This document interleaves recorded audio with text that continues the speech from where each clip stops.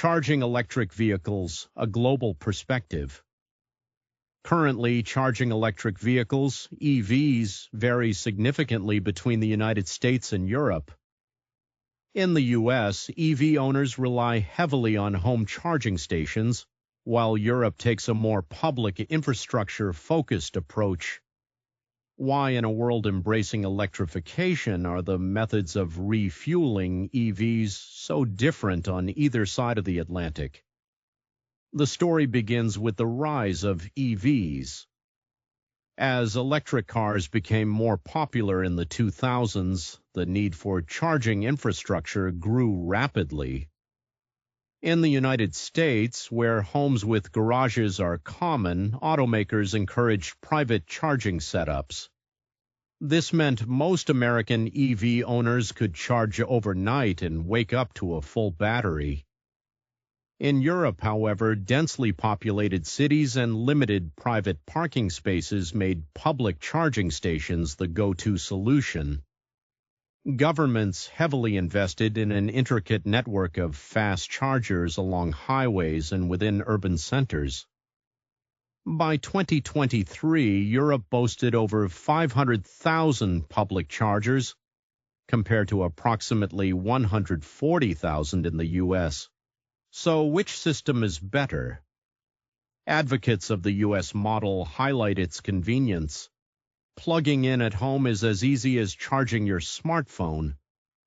European enthusiasts, on the other hand, argue that widespread public stations encourage EV adoption even for those without private parking.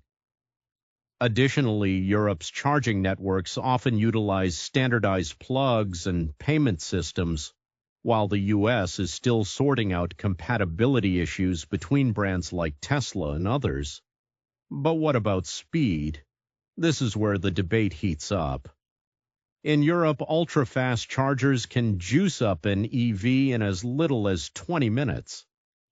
While the U.S. is catching up, many public chargers are slower, leading to range anxiety for drivers planning long road trips.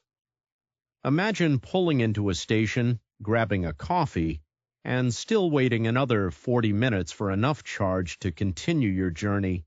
Not ideal. Should the U.S. adopt Europe's public charging-heavy model, or is the home-based approach more suited to American lifestyles? Critics of Europe's system point out that heavy reliance on public chargers can strain infrastructure, especially during peak travel times. Meanwhile, critics of the U.S. system argue that not everyone has access to a garage, leaving apartment dwellers behind in the EV revolution. Both systems have their merits and challenges. The U.S. offers freedom and convenience for suburban drivers, while Europe emphasizes accessibility and speed. As technology improves, perhaps the future will bring a hybrid model, blending the best of both worlds. One thing is clear, the EV charging landscape is as dynamic as the cars themselves.